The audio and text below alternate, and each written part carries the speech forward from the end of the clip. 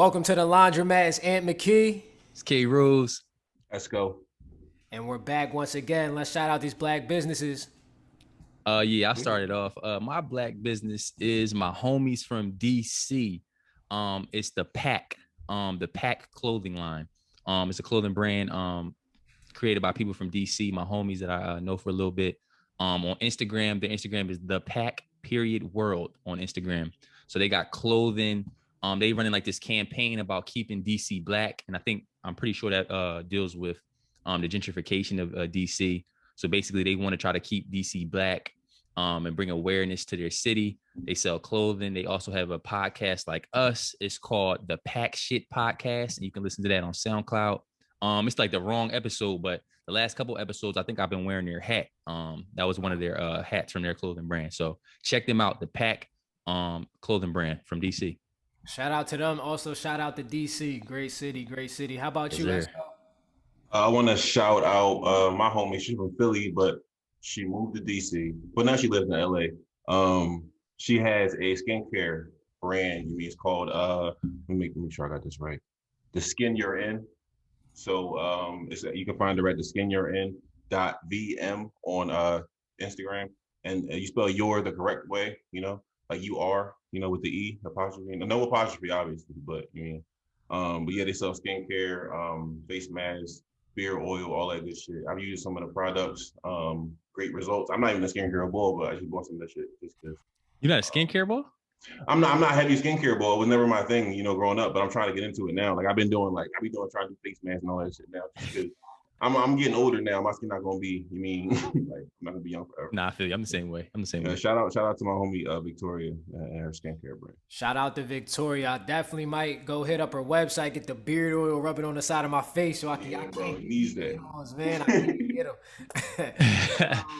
I'm gonna keep it real, man. We don't got no ads today, so shout out to the Laundromat. That's who I'm shouting out today. Black business, support us, and let's make sure we plug these social medias too. If you listen to the podcast, our Instagram is the Laundromat Show on Instagram.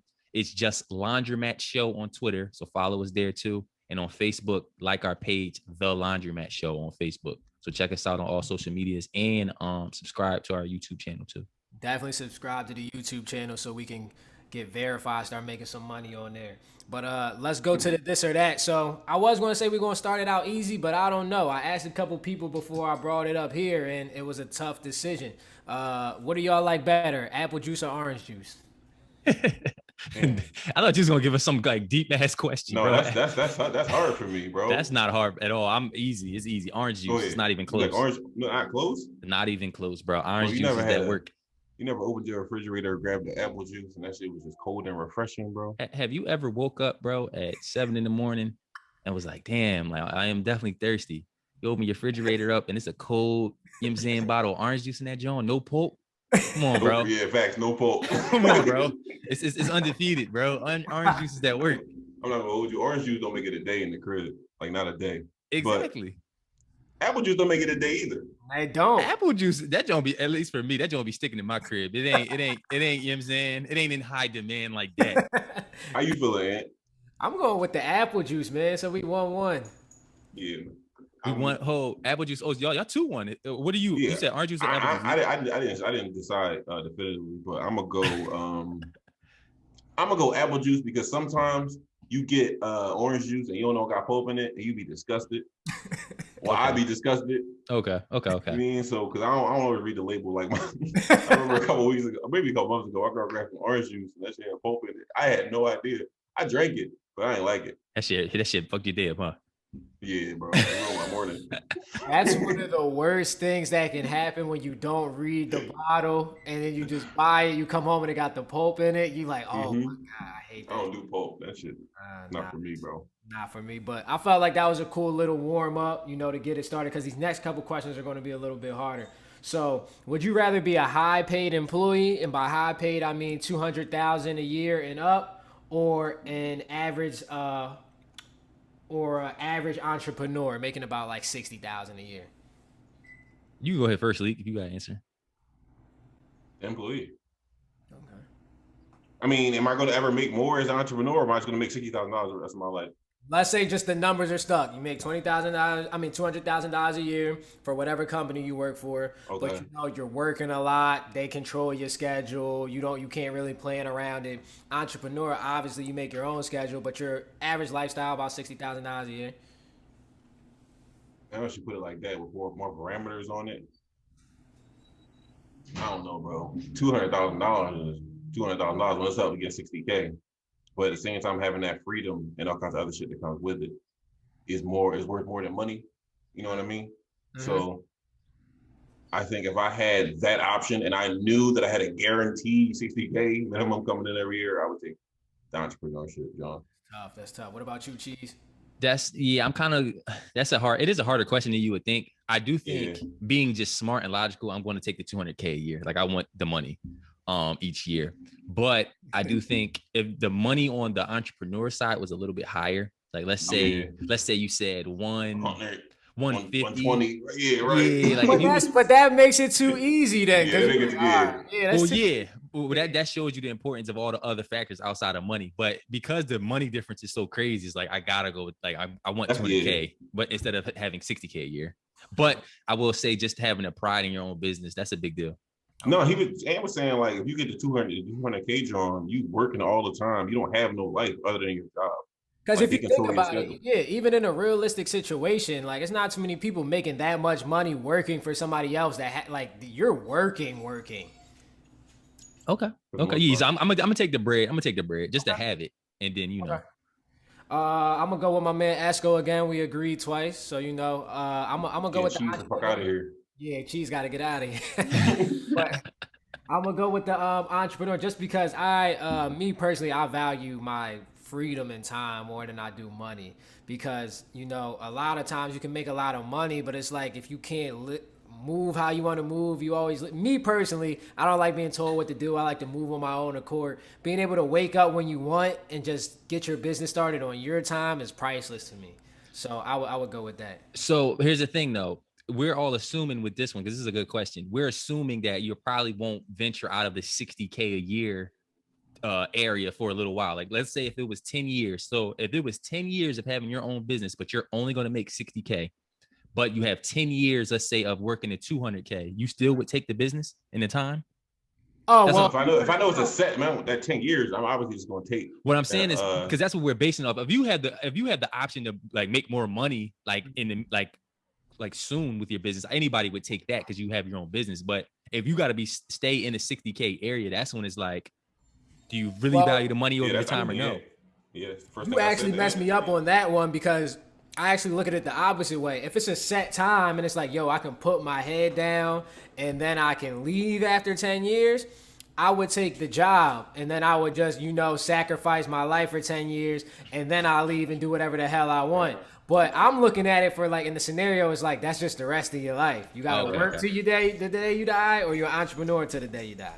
Got you. Okay. And that's what I'm saying. I way rather have 60K guaranteed and be, have some sort of freedom than working 18 hours a day every day until I'm 75.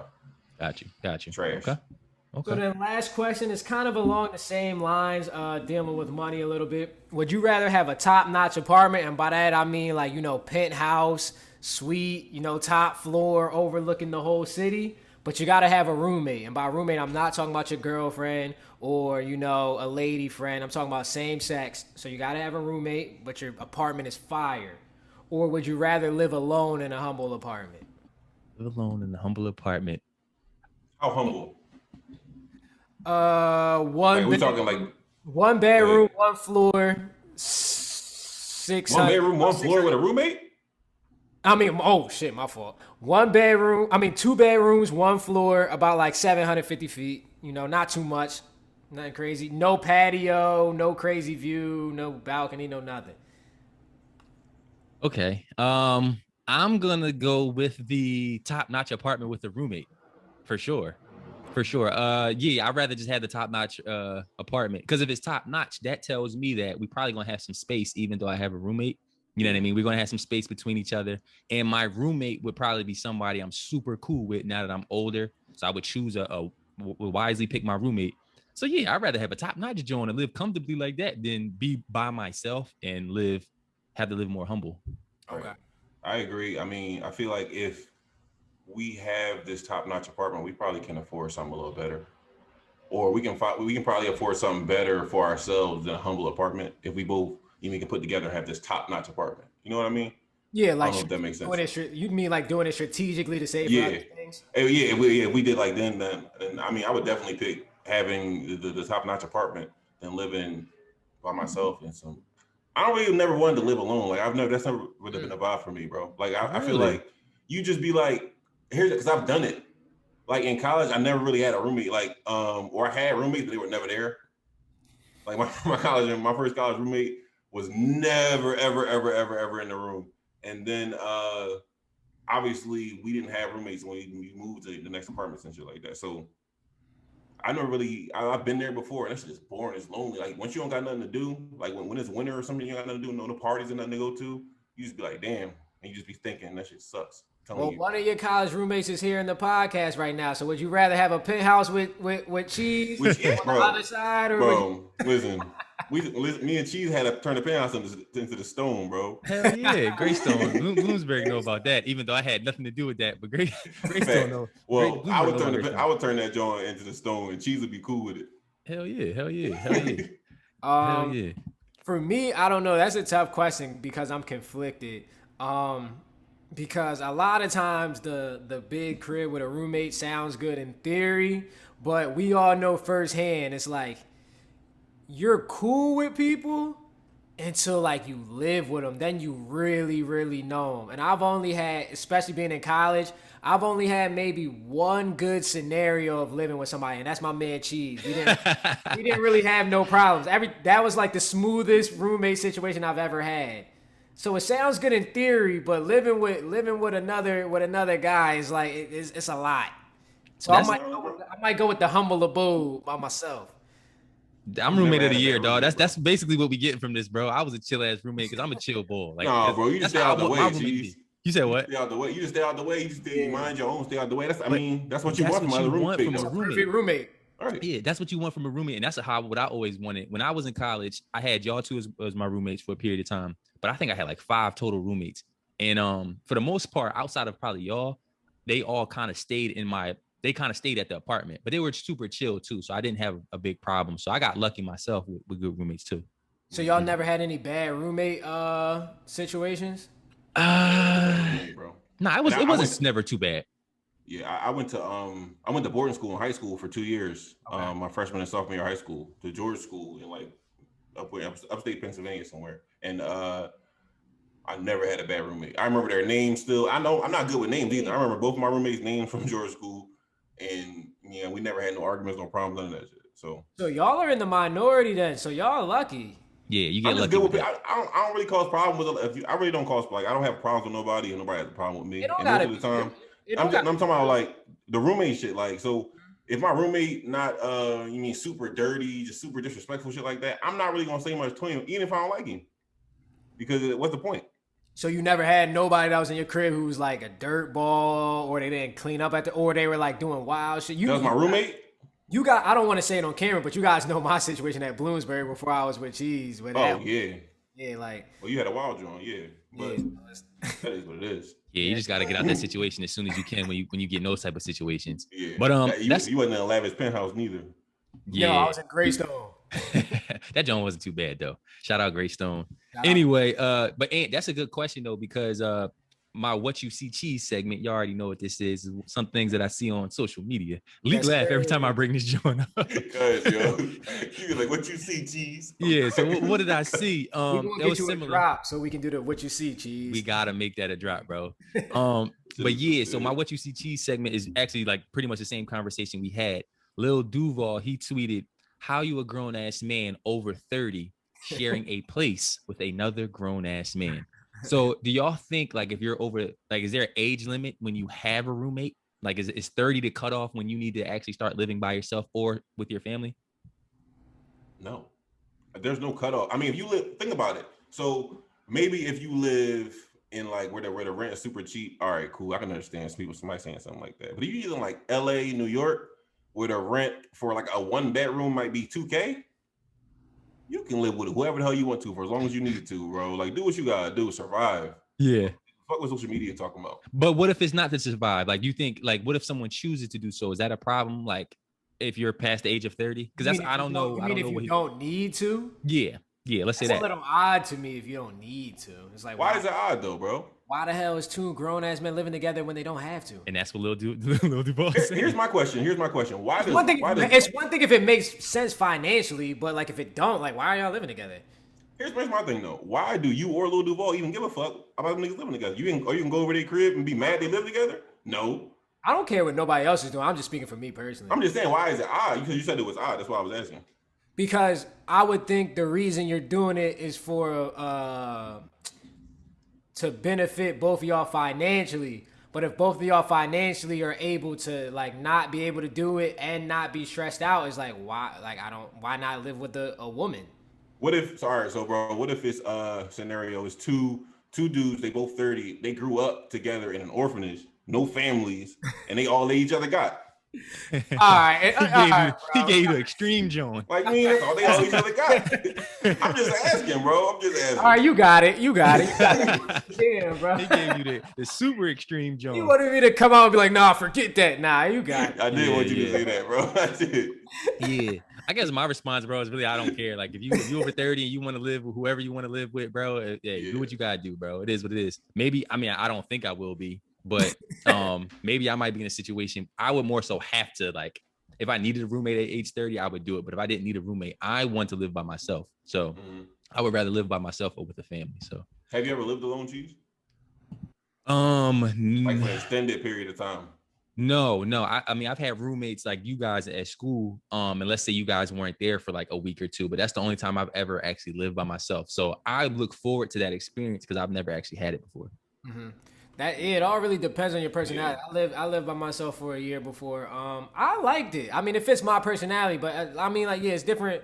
It's different styles for different people. You know, some people it drives them crazy. They're like, yo, I'm in here by myself all day. I'm bored. I'm an overthinker, bro. Like my brain be going 3 billion miles an hour, and I can't be sitting in a room watching TV by myself all day, dog. See, I'm heavy peace and quiet, boy. So I think I'm gonna love it, bro. Like if I'm in the crib and like ain't nobody around, it's just peace and quiet, bro. I'm heavy. I love peace and quiet, Cheese, and you would think that, but too much peace and quiet. It got to be like torture at a certain point, especially like, so for instance, when I was at UMBC, it was like winter break and I didn't have a roommate and I was there by myself and I was injured, so I couldn't play. I was there by myself in a room for like a month with no communication, bro. That sounds like prison. Nah, yeah, living by yourself can definitely turn into a jail sometimes, bro. Yeah. Well, we got to speak on that. Well, we don't gonna speak on it, but like that athlete experience, winter break when all the students are gone. I've gone through that. Like I said, like if you guys weren't playing ball and y'all left, and then it's only the athletes and you have your own apartment to yourself and no one's on campus, that shit is crazy, bro. Like athletes, if you're an athlete and you play the sport, you already know how that is in college. That happened to me when y'all was up there. The year when y'all first came, that winter break, I had my whole Greystone thing to myself. Yeah, I was up there going. That joint is rough, baby. Luckily, y'all lived across the street, but yeah, bro. Yeah, the loneliest shit. 3 months. But yeah, I guess I don't even know how to segue this. I guess some artists that are leaving us lonely. I don't even know how to use a segue. I mean, that's good, I guess. I tried, man. It's an attempt. What artists are y'all most looking forward to releasing a new album or releasing new music? Like what artist has been gone for such a long time that you're looking forward to their new release? I'll go first. Y'all already know, like Kendrick Lamar, he ain't put out an album in like 10 years, it feels like. And I feel like, dog, like I can't wait. I said it feels like 10 years, bro. Well, yeah. I don't think last album he put out was 2017. That was Damn. And now I'm saying Damn. That was 2017. 2017. And now I'm saying damn because it's 4 years later. We ain't had no Kendrick album, bro. Damn. And I real rap. That's probably why he put it out like that. But I want to say, like, I think his next album is gonna be crazy because he's took such a long time. Soundtrack, bro. Does that count as a Kendrick release? I mean, it was a lot of the songs was him on that joint. But that was the next year though. That was 2019 when Black Panther came out. I'll be able to tell you in 1 second. Make sure you're talking your mic too, and your shit be going in and out. Oh, my fault. The sound. Yeah, I can hear you now. Yeah, Black Panther soundtrack was the next year, 2018. It was 2018. So he's been going for about 3. He probably produced that the same year. I mean, I didn't. To be honest, I never actually listened to that album that much. But I've already heard it's really good. But I'm looking forward to Kendrick, basically. And you already know when Damn came out, me and you was on that joint was crazy, bro. We used to listen to that joint on repeat. But damn, you already said Kendrick. I was gonna say Kendrick, but now you ain't say Kendrick. I'm gonna say getting on my fucking nerves, bro. This nigga Drake. Why? Drake was supposed to drop in January, bro. January 2021, he said something, and then he posted like a story on Instagram in January and was like, "Oh yeah, I'm gonna drop it soon, but not right now." Why do y'all think he's doing it? Why do you think he's doing it? Probably because you can't get out and tour like you want to yet, because you're still slowly rolling out, opening up, and he's trying to make as much bread, maximize that shit. And I understand that shit, but at the same time, bro, you knew a Panorama was going on. You announced the album.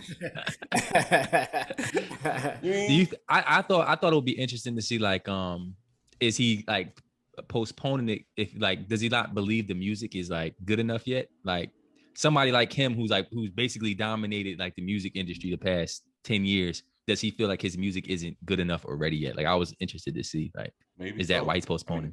That's definitely a possibility.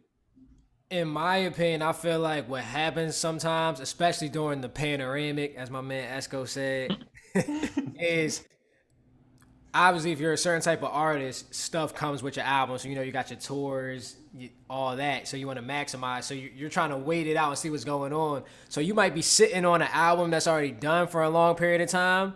And with you being your own critic, like you and maybe a few other people who heard it, it might get old to you by the time you're ready to release it. Now you're in like your own head and you're like, damn, do I need new songs? And like I've seen that happen to a couple artists where they're sitting on an album for too long and then they start changing it and stuff like that because it's old to them, but the fans. Is this insight as a rapper yourself?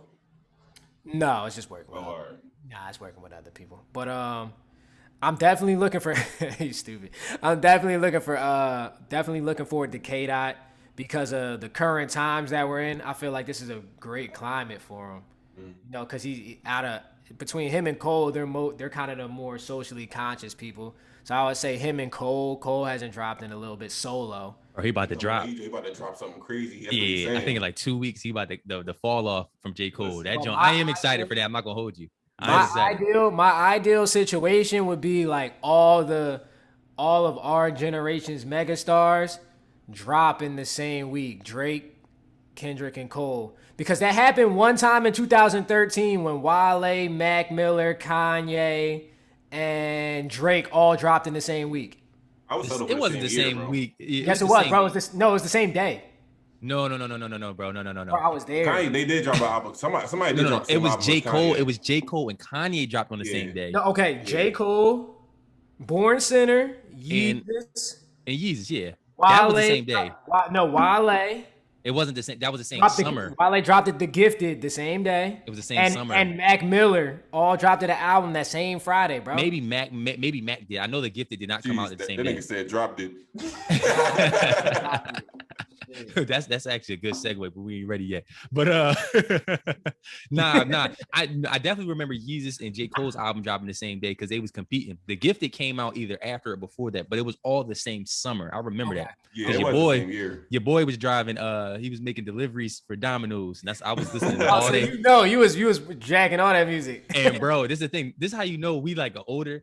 Bro, this was before streaming, so I actually had to put the CDs. I had to burn their albums. Wait, hold on, no, it wasn't. No, it wasn't, bro. I promise you, it wasn't, bro. I promise you, it wasn't, bro. I had different CDs, bro. I'm telling you, bro. Apple Music existed. I don't know why you burnt the CD. No, this was 2013, bro. No, because SoundCloud was out in 2013, so that's streaming. It might not have been Apple Music and shit, but I had at least on SoundCloud. I listened to every single one of those. I listened to Yeezus on Apple Music, bro. I don't know what he's talking about. I don't know, bro.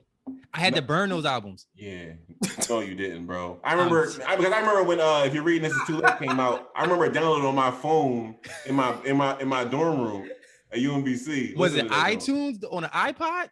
Bro, no, it was my iPhone. I didn't have no damn iPod. We had the same Apple Music that we had today. we gotta verify this, bro. We gotta verify this, bro. Hold on. Ain't no way, man. We gonna look out. We gonna look. My man burnt the CD for no reason at all. bro. I'm telling you, He bro. did it for the nostalgia, bro. I know it sounds crazy. Remember, this was 2013, yo. This wasn't. That was 8-9 years ago. Oh, Let yo, me these went to see. Best Buy. Damn, we Let gotta me look this see, up. We bro. gotta verify this. But all right, we'll verify this later. Go ahead, I'll pull it up. Let me see. Anyway, so yeah, I forgot what we was talking about. I want to find an answer to this. Influential rappers. Oh, all right, yeah, y'all gave y'all answers on that already. Who we looking forward to? Yeah, so hopefully, all the big artists they drop this year. I think Drake is gonna drop this year. J. Cole is coming in 2 weeks. I think Kendrick will drop this year. Anyway, to move on. Wait, when do you think Kendrick gonna drop this year? I think because it's been a long period since his last release. Shit, he don't care. Well, his boy also on Twitter, the guy, I don't know if he's an engineer or whatever. He's like putting out these cryptic tweets or whatever. Like, and a lot of people are like, they're trying to say it had to do with Kendrick. I feel like he is going to come out this year. All right, well, real quick before we move on, there's one more artist that I feel like I gotta say. Okay. Rihanna. She's not dropping no music, bro. But I hope. She really just chalked the industry. Do y'all listen to her albums like that? Like a lot? I do. I do. Okay, I listen to her. I'm not like I don't really listen to like R&B or whatever. So I like Rihanna, but I don't really like run to her albums. I don't. It's crazy that you get released to be a famous Dex fan, but you never heard a Rihanna album. Bro, you gonna That's let me crazy. say this game, bro. Damn, never gonna let that go. Yo, you try to paint my man in a crazy light. I know, bro. He bring up Never Famous gonna let Dex that at go, any bro. time, dog. Famous Dex was that boy. Hopefully I he's just doing looked it up. I just looked it up. Streaming was available on all platforms in 2009. So you're tripping, bro. He's no, super tripping. but it wasn't, bro. It's Yes, no it was, way, bro. bro. Yes, it was. We bro. had Apple Music how it is when I was a freshman in high school. I don't believe that. The format it is, that didn't look like this and shit, but we were streaming music back then, go bro. to We Apple download Music the album. and type in whatever song you wanted in 2013. Yes. Damn, was that the truth? Why was I? Yo, I'm gonna look this up. We're gonna look this up. We're gonna verify. I hope you wasn't just burning cassette tapes, nigga. You. Yeah. I don't know, cause I think maybe I had to get the albums. It's no way. Maybe I just didn't. Yo, have it was. iPhone. You were still in the music. Maybe I was about to say maybe that's what I was doing, or maybe I just didn't have a good enough iPhone to have Apple Music. That might have been what it was. You know what I mean? But no, they all had them Jones. But you go ahead, move on, G. I might have had an Android anyway. All right. that I can only think that might have been the case, bro. It had to be. Anyway, though, while I've been waiting for like the good artists to drop music this year, I was riding around, bro, because I'm heavy throwback music boy. And I was listening to crazy Tupac, like Me Against the World album. And bro, just like this is like not a crazy take, but I'm listening. It's a nice day out. You know, you got I Get Around and all that playing. I'm like, dog, Tupac is easily the most influential rap artist of all time. Like it's like to me, it's not even close. So I wanted to ask you guys, who do y'all think is the most influential rap artist ever? Now, real quick, because when I saw this topic, do we mean influential as far as influencing other musicians or influencing fans? Influencing, well, you can do everything, but I'm more so saying other rappers. Okay. So then I agree with that statement. I wouldn't say the most though, but he's up there. Who's the most? That's what I'm asking. I don't listen. I feel differently about Tupac. I like Tupac. I'm not gonna say he's trash. I'm not gonna do that. I'm not gonna do him like I do Nas. I actually like Pac, but I feel like Kanye West is more influential to the entire industry than Tupac. Because that nigga birthed some shit. A bunch of niggas wearing backpacks. Okay. Polos. Okay. I'm not mad at that because he's definitely, I think he's easily top 3 or top 5. But over Tupac, yes. I see why I push back against that is because it was also people like Tribe Called Quest and stuff like from the 90s and all that who influenced Kanye to be who Kanye was. Common. That's true. That's true. Common was out like in the 90s. So even though Kanye is like the most popular and probably influenced, he is definitely the top 5. That's why I would push back against the most. So you feel like Pac wasn't really influenced by anyone else before him? Definitely was influenced by a lot of who people. was like Pac before Pac? Because he switched styles a lot, so he was influenced by whatever area he lived in at the time. But I'm saying who was like Pac? His overall everything that Pac gave you. Who was like Pac before Pac? That's what I'm asking. Because I got Pac in my top 5 rappers. So why he's so great is because he knew how to take something and make it his own. But if you just look at his history, wherever he was chilling at in the moment, that's what he sounded like. When he was hanging out in the Bay with Shock G, that's when you get the I Get Arounds and all that. When he went to Death Row, the music didn't sound the same. So he was influenced by those guys over there. But no, Pac is definitely top influential. I would push back. I may say Hove might be more influential. You think Hove influenced the rapper styles and stuff? Yeah. Not saying he didn't. What I'm saying is, I don't think how I look at. But influence isn't just the rap. We're talking everything, like the way you dress, your style, the way you rap, your business acumen. Influence is just people copying you. Period. Yeah, and what I'm saying is, I'm talking about the rap first. Okay. With Jay-Z, not many people can, in my opinion, can rap like Jay-Z. So it would be hard for people to try to recreate how Jay-Z was. Who do you think raps like Pac? Well, with Pac, it wasn't so much his rapping; it was like his realness. Like, for example, these are the artists I can just name off the top of my head that it's a clear influence from Tupac. Okay. Jeezy, Wheezy, Ja Rule, who else? All those, like, it's a million rappers after when Pac came out with the bandanas, running around no shirt off, thugs. You know what I mean? Like the inspirational type boys. And I feel like you can just easily see that they were influenced by Tupac, like crazy. Is it possible for somebody to be influenced by Pac, but then be more influential to the future generation than Pac was for them? And that's why I give Pac that, because I think they got it from Pac, and Pac probably didn't live long enough to continue to influence like he did. But if you influence all the top dudes after you, and then they go on to influence the next generation, that's why I like somebody like Lil Wayne. You can clearly see like the Tupac, in my opinion.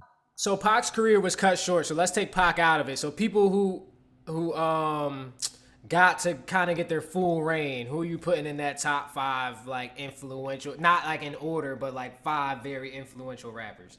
You got to do, well, I'm gonna put Pac in my top 5. So Pac, so I'm gonna put him in there. Pac. You just said take Pac out, and you're gonna put him in there anyway. Well, I was just saying, I'm just gonna give you my top 5 influential. No, bro, that's not what the question was. But go ahead, bro. I'll take Pac out there. Lil Wayne, I think y'all put Lil Wayne. I was thinking about this. Maybe Chief Keef. He's been super influential to the new guys. Right, yeah, of late, yeah. Of late, Kanye. For sure. It's hard off the top of my head. I know I'm gonna miss people. Who was I just thinking? Maybe Future. I think Future's like. But before you get into these new guys, you missing some old people. Gotta have Dipset. Yeah. I count all of them. I count them all. Okay. Well, that's kind of cheap. That's 3 people. All right, Cameron. Yeah. A lot of people. Cam definitely, yeah. Yeah, Cam's one of my favorite rappers. Bro. Yeah. I'll put Cam in there. Yeah, I'm definitely gonna put Cam in there. Cam definitely a trendsetter. What y'all think? Wayne might be my number 1. Was influential rapper. I'm not mad at that. Yeah, I mean Wayne is definitely up there for me too. I already said it, like Kanye. I don't know, man. I think we named all the ones from our era at least. Speaking of, we might be missing one. Speaking of rappers that passed away before their prime, I don't know if y'all can see it right here. I definitely think a lot of people was doing the Nip wave after he passed away. Yeah, I think Nip was very influential. It's always a lot of unnecessary and strange, frankly, dick eating when somebody passes away. Niggas be acting like they knew somebody they didn't know, all kinds of shit. And I don't really feel that vibe. But I will say I listened to Nip. I started a couple. I don't know. I was younger, but he was one of the first rappers I really fucked with that West Coast influence. Because I wasn't really a fan of that shit, to be honest. Which is why I always be like, I always be saying that shit about Pac. I didn't start liking Pac until later in life. What's your opinion on Pac, though? What is your opinion? I don't think that I don't agree about the Pac Biggie debate. I think Biggie wins hands down. Just overall as an artist? Yeah. Okay. They both gave the fans a lot of gifts, though. Yeah. Yeah. I mean, and both of them just having their lives cut short was kind of trash. But, you know, my favorite Pac song is actually the joint with Shock G on it. I Get Around. That's my shit, bro. When that joint come on, that's a vibe. Every time you got a drink in your hand, or you got to pour one if you don't got one. But yeah, I don't know, bro. I didn't start liking West Coast rap until I was probably like 19. It was late when I got into that shit. That's interesting. That's interesting. I think for a time, even right now, low key, they might have the best rappers. Low key, right now, I think you can definitely make that claim. You talk about the whole TDE, Nipsey before he passed. We throw Game in there because he's really good. But their albums, their bodies of work, when like you listen to them, in my opinion, they have a strong case to be the best rappers with albums. Like their albums are the best as far as if you're into that type of rap. So Somebody else from the West Coast is Jason Kidd, and y'all missed a crazy Jason Kidd live. And let me get the turnover. oh, you talking about what was that? I said both Biggie and Pac give us a lot of gifts. Oh I'm yeah, not the, yeah, bro. My fault. I wasn't looking at the outline. I'm not the transfer boy. It's cheese, man. No, I had a crazy joint too, and I messed up my own joint. Anyway, Damn. yeah, bro, because Leak was like straight dick eating or something like that, and I was like, yeah, getting to that because I wanted to ask you guys if you guys were like, let's say you guys were drafted to the NFL or to the NBA. Obviously, we just seen the 2021 NFL draft. I wanted to ask you guys, how would you guys handle giving gifts or money to your family members? And the reason I wanted to ask is because it was like a clip. This player, his name was Jalen Waddle or Jalen something Waddle. And he had a clip when his name got called. He immediately, he was like stone-faced. His name got called when he got drafted. He was stone-faced.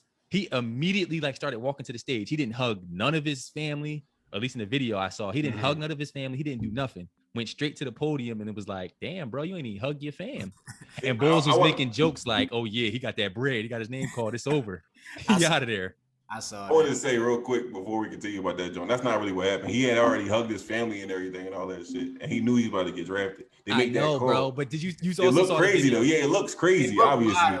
Because they still wanted another hug. It looked like they definitely wanted another hug. Well, listen, bro, they wasn't getting another one. You already got your love. That's messed up, though. Is the hug the gift you was referring to in the question, bro? No, people were just making the jokes like, oh yeah, it's over. They ain't not getting no bread. He got his name called. He keeping his bread. So I wanted to ask y'all, how would y'all handle that with y'all family if you were to get drafted in a professional league? Well, let me see.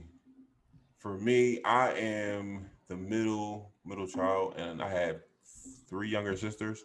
So, and they're all actually adults. So I'll break them off something so they can live. You mean get a nice little crib, probably somewhere near each other. If they want to live together, they can do that. My pop and my pop is cool, so he can get a little something, but he don't really need much. I will hold my mom down. Your pop gonna beat you the hell up. Yeah, he's like, what? Everything I done for you. Listen, you don't know what a little something is though. A little something. When you get drafted to the league, what's their guaranteed contract? They guaranteed contract the rookie, John. Let's say 40 million. You a number 1 pick, 40 million. All right, so a little rookie something contract. could be $2 million, bro. Talking about NBA, so let's move it because NFL ain't getting that shit. Yeah, so we're talking NBA. NBA. Yeah, that's true. Yeah, NBA. That's true.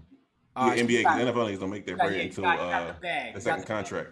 Yeah, NBA, So you got the bag. You got that bag thrown at you? Yeah. Boy, so a little something, if it's 40 million, a little something could be $2 million. You don't know that, cheese. Don't do me like that, bro. That was Ant. I ain't say that. That was Ant who said that. No, it was both of you. It was both of you niggas. But anyway, man, I would obviously hold my mom down, and then I would set some money aside for my nieces and nephews. Okay. Do you have a big family? I have 5. I have a brother and 4 sisters. Meaning, like, not even just like your outside immediate. of my immediate. Yeah, I'm talking about cousins and stuff. Like, I only have like 3 first cousins. Yeah, he a major figure, bro. He's not even my first cousin, bro. But he is my cousin. That's my second cousin. I got a lot of cousins, like second, third cousins. I have a lot of those, but I only have like I said, 5 immediates, and then I have 3 first cousins, and then I have a bunch of cousins once we get outside of that shit. Okay. And honestly, I would help people out where I could, but I don't feel like just because you got bread, you're obligated to take care of all these people who who might not even have knew who you were or talk to you and shit like that. And that's because you got bread. They want to be on your that's corny to me. And I feel like you're not obligated. So if you want to, yeah, bring people off, but just know you probably gonna go broke. Okay. What about you, as far as me, I feel like I had a gift and a curse breaking up. So the curse would be like earlier in my life, my family kind of broke up after a few people passed away and everybody went in their own ways and like made little circles. But the gift would be like, if I got the bag, I know exactly who I owe and I know exactly who I got to give it to. So it ain't no question like, yo, remember me? It's like, motherfucker, I ain't seen you in 15 Yeah, years. right. Exactly. It's exactly. not even, it's no gray area with this shit. I know exactly who I've been hanging out with for the last 15 years of my Who's life. there, right? Yeah, so I would owe my mom, my dad, my brother. Shit, that might be it right there. Then if I want to be generous, I could like move out, but I 3 people. So I'm lucky in that sense. Okay. See, what's interesting about like what you guys, and it's a crazy thought, is like you basing, at least with Ant, like you're basing it off of like what people did for you previously before you got the bag. And that's like Not weighing even. in. Well, I'm saying with Ant, more so with Ant, I'm saying like you're weighing, that's weighing in your head like who you owe. Like because you said like who you owe. For me, first of all, I got a large family. Like I got like 3 families or whatever. And I always thought about this because me having a cousin and you too, Aunt, who made it to the NBA, just watching how that goes when you're like, let's say you come into some money and you have a large family and how you handle giving money. So for me, I definitely would. I always thought about it like, first of all, my immediate family, they'd be taken care of for life. So whatever they needed, if I was the number 1 pick, Right. they can ask me anything for anything. My mom, dad, my other dad, all my siblings, immediate cousins, whatever you need. But because I have such a large family, I'll be thinking like, okay, I would want to be smart and not go broke. So even though I may not see this cousin, let's say I might have saw this cousin once every year, but he's still my cousin and I rock with him. I just don't get to see him because I have so many family. Right. I would think of a plan like, okay, I got 40 million. I'm going to try to break down, let's say 10 million. I'm gonna send checks of like 50K.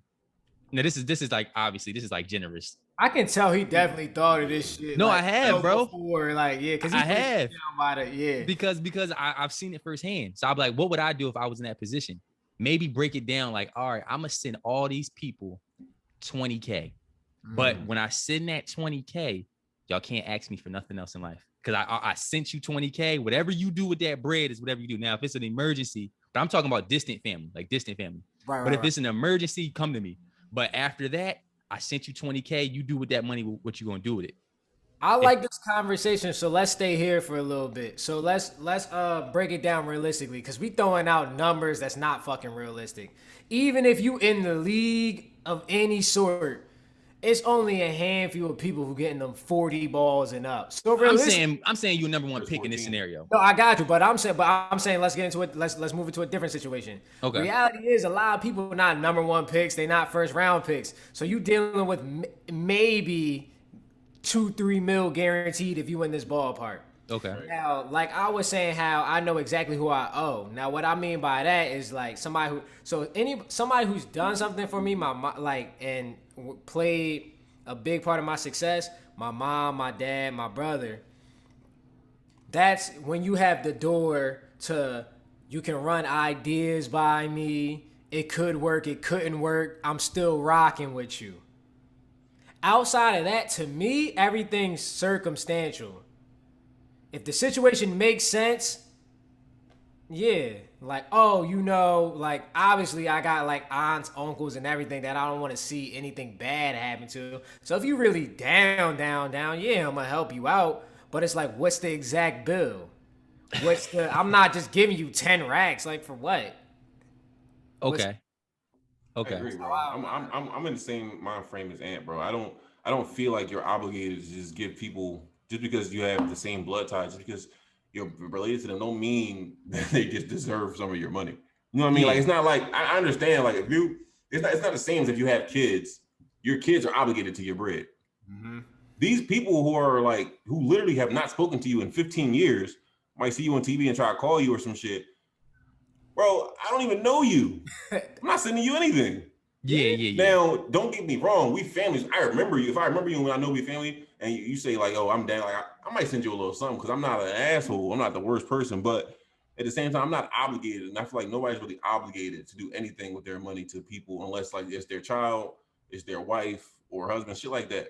Yeah, I agree. I'm more so talking I was saying like, let's say if I was a number 1 pick and I had dumb bread and I was able to do that, I wouldn't feel obligated. But if you were my cousin, and let's say, even though we might be distant, I don't get to see you enough, I still know you're my cousin. and I still have love for you. It's so many stories like this, the one you telling right here about that I've seen on documentaries about them niggas in the league that went broke. I know they were doing that shit that you talking about right there. Well, yeah, but also, Leak, is what I'm saying is, I also think sometimes a lot of those situations, in my opinion, they had a lot of money. Let's say a Mike Tyson or whoever, but when family members and friends came to them, and they probably had a large family, they did everything on a whim for everybody.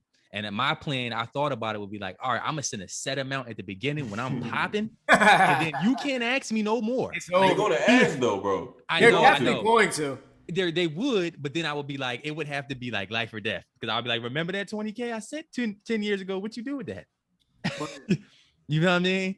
I feel you. I definitely feel you. And I'm talking about people that's outside of my my family. Like my family that knows I would take care of whoever, but I'm talking about like outside cousins, because I got a million. Shit ain't gonna work, bro. And then to close this joint out, what I think is kind of messed up, because we all, whether it's direct or indirect, we all come from professional athlete like family circles or like friend circles. Oh, okay.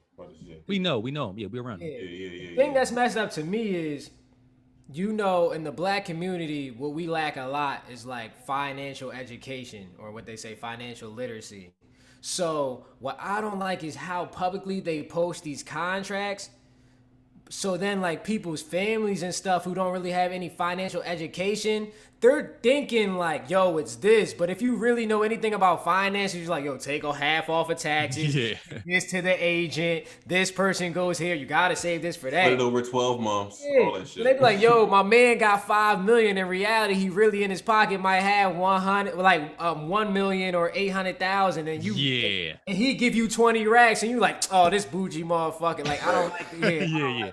No, that is true. And I think that's something that happens. I would imagine that happens to a lot of professional athletes, especially the black ones in the NBA and the NFL, bro. That's a good point. That's definitely a good point. Your 40 million really only like, you might make like, look at 8 in cash over the life of your contract. You know what I mean? Listen, bro, any way you put it, when you got a lot of money, more problems, like Jay-Z says. So, it always comes with some trouble. Real rap. And speaking of troubles, you know what I'm saying? I'm gonna catch that. Oop. Here we go. Speaking of troubles, bro, I wanted to ask you guys, bro, because we had a tweet that we was laughing about in the group chat.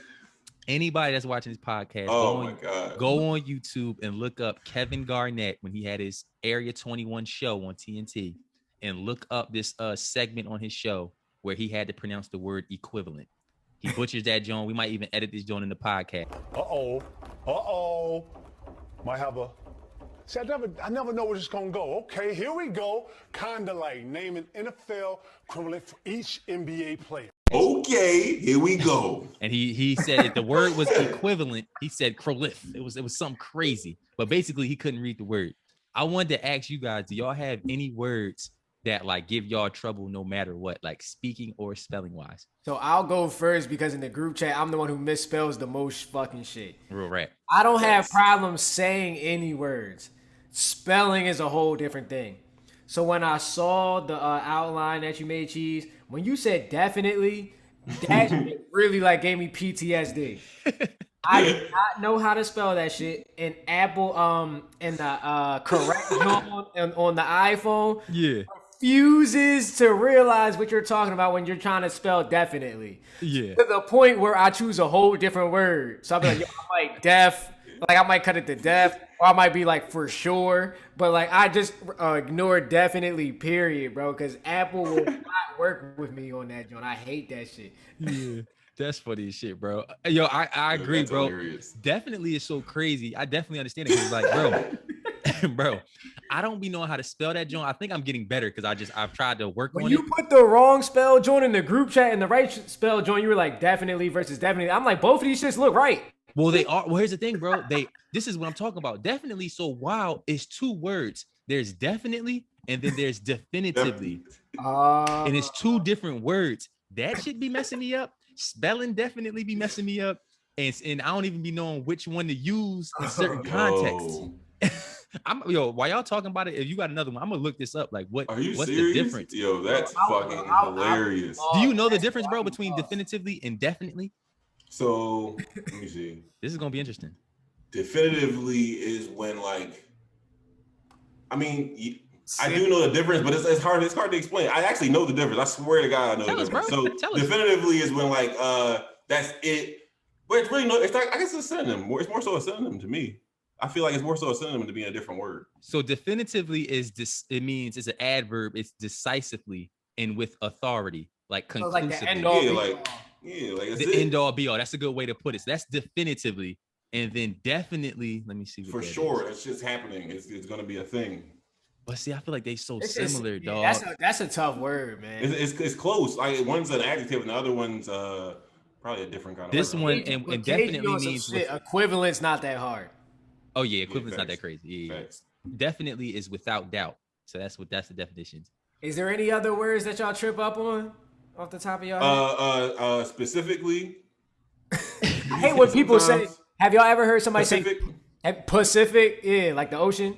I think that's I think that has to do like with people like speech. Do you think they don't know the word or they just No, can't say I've the seen S in the somebody beginning? spell it like the ocean, like Pacifically. I've seen that too. But I was talking about just saying that specifically. I talk kind of fast sometimes, so I just trip over that word sometimes. Yeah. But when That's it what I'm about to say. comes People have to- trouble with that S.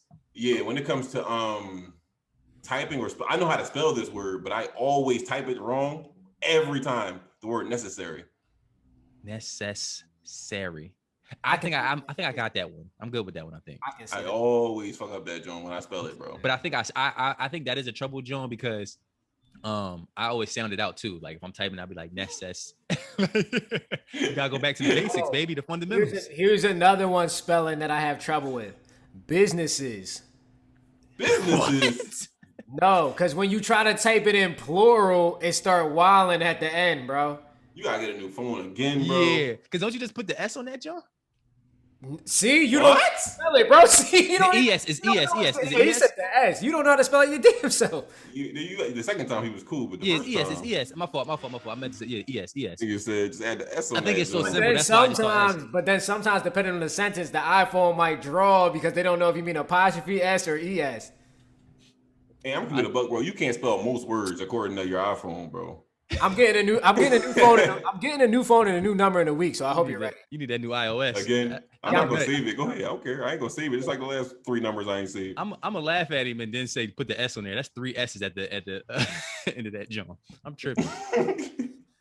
Always talking shit. Yeah. That's funny as a mug, but yeah, definitely check out that KG equivalent, John. I'm gonna ask y'all this: if y'all was in his situation, it's national television, live national television. They got you doing a segment where you maybe had some trouble with some words. What would y'all have done in KG's situation when presented with a sentence and you don't know that word? Because he just he just was like, fuck it. He just chose some consonant. Okay.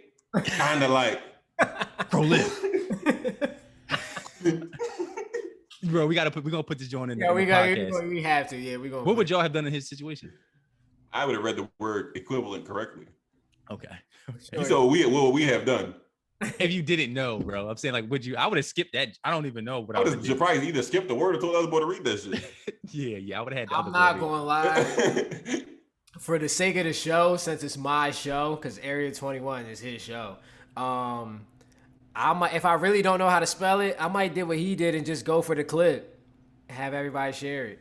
I don't think that was his intention. I think he tried to speed through that joint. No, because I feel like he had enough time to skip or work around it. I feel like he was like, you know what, just whatever. He didn't, bro, because he spun the wheel and it landed on that joint. He didn't know it was about to be equivalent. He did it. They did not prep him. Well, And- it worked out in his Exactly, favor. bro. It worked out in his favor. And he did the reading finger, bro. That shit had me hollering. That's one of the But funniest then videos wait, I've ever hold seen. on. then I'm gonna call y'all bluff then, because in real time, you said skip it. In real time, you don't know the words coming up, so you're gonna at least say a syllable of it before you know to skip it. No, you're gonna be like, bro, no. whoa. You never read out loud in class before? I always You the catch young the bull? first syllable, and then I'm like, wait, hold up. Well, first of all, we I'll be read in like, wait, class. Whoa, Hold up. You ever read first in class before? Now we read. If you read in class, you get to read a little bit of the book and get the cheat because you know what your part. You can count and shit. We ever went first and you ain't know one of the words? I got caught. You just read that shit. I skipped that shit. I stopped halfway and I said, you know what? Let's skip that. And then I went to the next one. I remember the exact. I know what the exact word was for me. Do y'all know how to spell courtesy? Yeah. I Can I think. spell courtesy? Yeah, spell courtesy. I ain't gonna do you like that, bro. No, I'm gonna do it. No, he made me think too hard because he said it like that. Yeah. So I'm gonna go what I think, like Kurt, Curtesy. No, it's C. Let me go. It's COUR. So it's like court. Yeah, yeah. Why isn't it courtesy, nigga? I see. So when I was a young boy, I remember for that gram. I had to read. Nah, matter of fact, that is a good clip. I had to read that shit. It was some book about Poseidon or some shit. When I was a young boy, I had to read in class, and I had to read first, and the word courtesy was on the page, and I said courtesy. That was the last time I ever fucked up a word like that. When they traumatize you, bro. Yeah, bro, traumatized me. Before we move on, I remember back in grade school, I won. You know, they used to have those spelling bee competitions to go to the nationals. I don't believe it. You got to put a clip on the YouTube. I don't believe it. So no, you don't even know what I was gonna say, bro. They was real. They was real. So we had them Jones to go to the national spelling bee, but you had to start at your elementary school. Okay. I beat my class, so I won in 4th grade. I remember this. I beat everybody in my class. I made it to the 2nd round. That means for all of 4th grade in my elementary school. And they said spell pigeon, and I folded, bro. Got me right out the paint. Pigeon? And yeah, and I'm gonna tell you why. I was heavy. Real quick. It's PIG. No, how you spell it back then? I know how you spell it now. Oh, I'm gonna tell you. I spelled it PIDGEON. Oh, you thought they said pigeon? Because I'm heavy Pokemon. I was heavy Pokemon boy back then, and they had a Pokemon back then, and that joint threw me right off, bro. But it's PIGEON pigeon, and that joint got me out the paint. I thought I was going to DC, baby. But they was trash talking you. Right. I'm about to say you been talking shit if you won. Yeah. I'd have been going crazy. I know I would have been talking crazy. I was hyped. I beat my class. You mean? But 2nd round, they got me out of there. Anyway, man. Speaking of trash talking, that was a good oop. Yo, that was a good oop, man. My fault. Speaking of trash talking, on the basketball court, I wanted to ask you guys, were y'all trash talkers? And if you were, what was y'all style? Because recently, Houston Rockets guard, they call him KPJ. I'm forgetting his name. Kevin Porter Jr. He dropped 50 on the Bucks guard Drew Holiday, who's supposed to be one of the best defenders in the league. All tough buckets. And there was an Instagram clip that came out. He was like, "Yo, I was killing Drew. I had him sliding all over the court." So I wanted to ask y'all, he said I would slide his ass all over the court. That's what he said. I didn't want to say that. It was just, I don't know. It's a weird sentence. But I wanted to ask y'all, like, were y'all trash talkers? I didn't listen. So for me, I didn't talk shit until you started like talking shit to me, or if we were just getting cooked and y'all was talking shit about just cooking us, and we wasn't really playing that hard or some shit like that. We was just like, let's say he was playing pick up. We just started, and niggas was already warmed up. We just got on the court, and they start cooking us a little bit. And he talking shit. Then I might start getting crazy, but I'm not wanting to come off the hip and just start talking shit just because I'm not that type of bull. What's your trash talk style when you do? My trash talk style is very disrespectful though. So once I don't fuck with you, and like once you take me there, like I'm calling you all kinds of bitches. Give me that shit, pussy. Like all that shit. One of those. He's from Philly though. He's from Philly. He one of them dudes. I get real grimy. Mad violent. Just disrespectful for no reason. Yeah, pretty much, bro. Pretty much. What about you, Ant?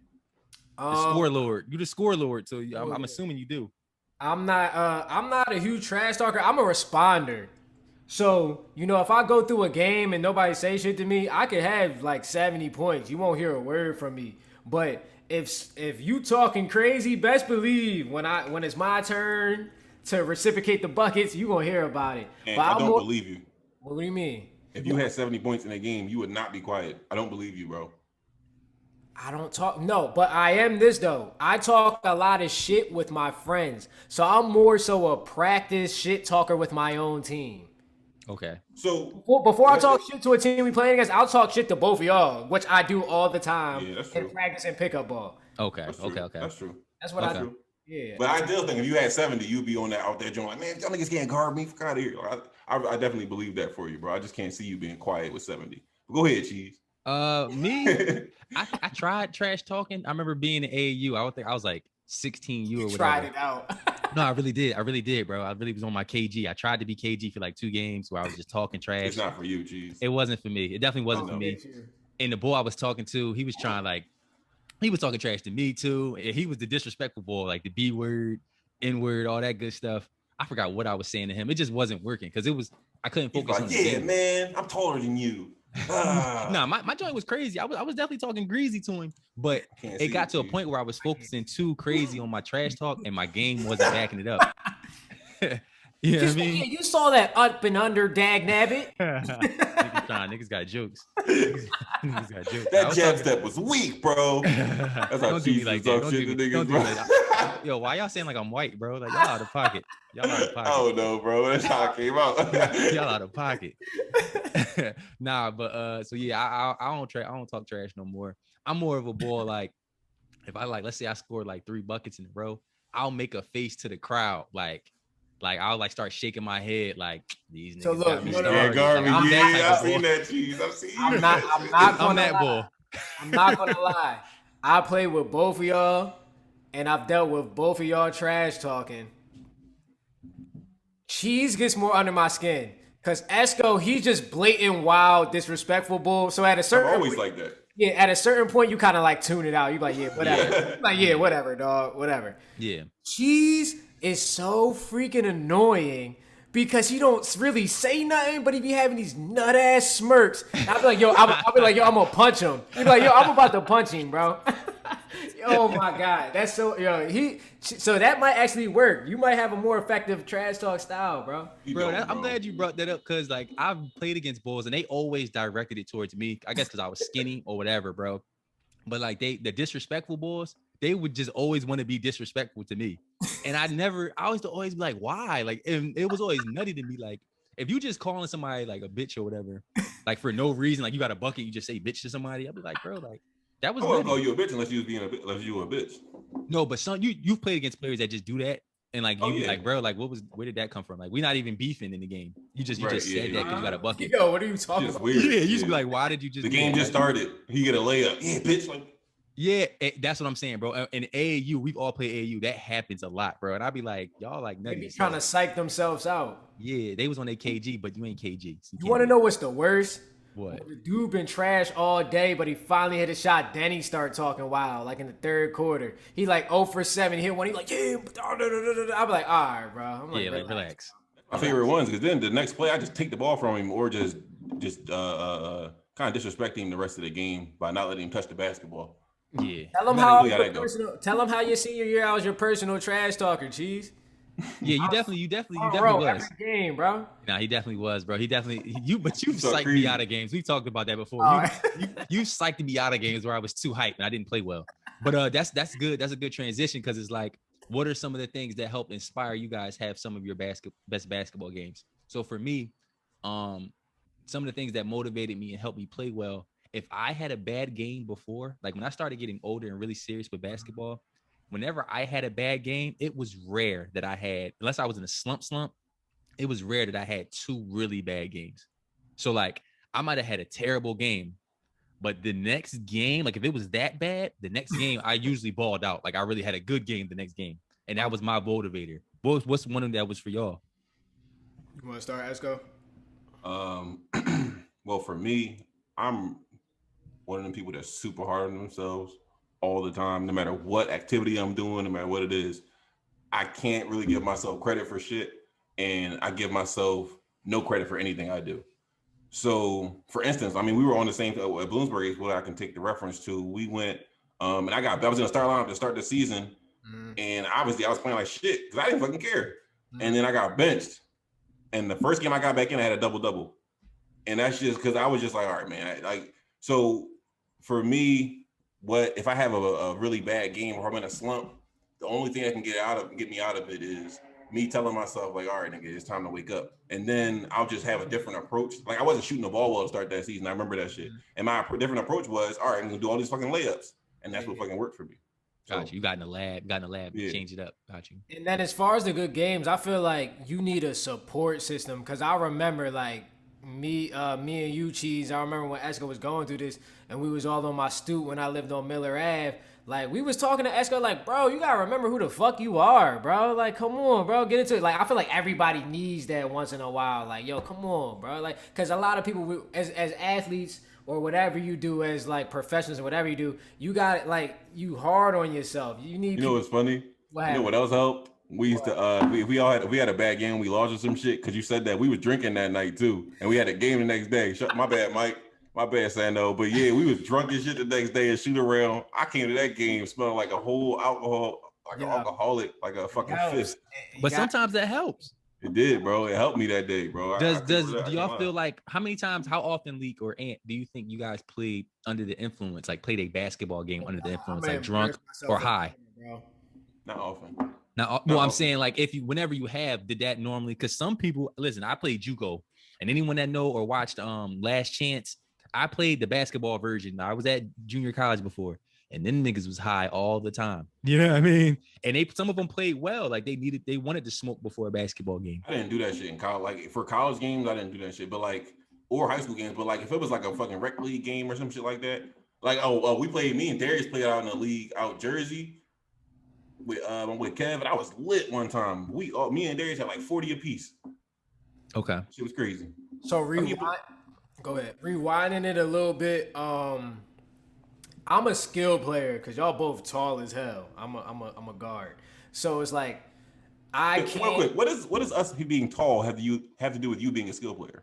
Real, just a question. Because going off of the trash talk and how you get yourself motivated, I can't be overly emotional because I'm not gonna run through anybody or go over anybody. So I can't get myself. I can't get myself too excited, bro. What you say? He said he broke my head. What you did do? I can't get too excited because most of my points come from finesse and technique. So I kind of got to be like locked in and calm. So you're a shooter. Yeah. So and you don't play no damn defense. I play the best when I'm calm because if I get overly emotional, like my form, my technique's all fucked up, I'm rushing it, I'm too hype and shit. Shooting bricks and shit. Macho shit. So I play the best when I'm calm, and I feel like the times that I did it, I probably did it 5 times in my career where I played under the influence. I'm not a smoker, but I've definitely been either hungover or drunk at a game before. I feel like I play my best because it gives you that confidence and you're loose and you don't really give a fuck. That's true. I'll say this. I always thought about that because I always growing up, I was super nervous before basketball games for most of my life, which like made me not play really well at times. I always thought about like if I would have took a shot or two before every basketball game, how would I have played? They say Ron Artest took a shot of Henny at halftime. Yeah, and he was one of those boys. It seems like he could be high, drunk, whatever. But I did play drunk before. And somebody was like, "Damn, somebody smelled like lick," and I didn't like that. That messed me up. That threw me off. It come out of your pores, bro. Yeah, bro. I didn't. I was like, bro, I need to go take a shower. It's not a good job. I didn't play well. I couldn't really catch the basketball, so I really wouldn't play under the influence for real. I don't see how you can play drunk when your equilibrium fucked up. You be all. I was getting buckets, but I was like, niggas was passing the ball. Somebody, you lucky you ain't get crossed the fuck over. You real lucky. I got a viral under the influence quick story this shit might go viral, bro. So I was in a basketball. You remember that league that you played in with me, Esco, with me and my brother? Yeah. I hated that league. Yeah, exactly. So we won that one. Then we came back the next year, right? I remember I was at my girl's graduation and I was drinking there, but I didn't eat, so I didn't know how drunk I was. So I came to the game. I'm like, all right, I'm gonna do some regular shit, regular Bloom shit. I do this all the time. Bro, when I tell you I was out there, I saw 3 baskets. I was shooting over the court, under the court, to the side. And then when I knew I was really cooked it was halftime. So I'm like, I'm having a bad game, but I'm like, I can snap back. You know, I'm streaky. They had Esco probably remembers this. It was like a sports complex. So they had the clear glass, and then they had the one opening that you can actually walk out of. I was trying to go to the bathroom. I walked into the glass, bro. Oh yeah, you shouldn't have been playing. It was like the ice rink type joint. You shouldn't have been walking, much less playing basketball.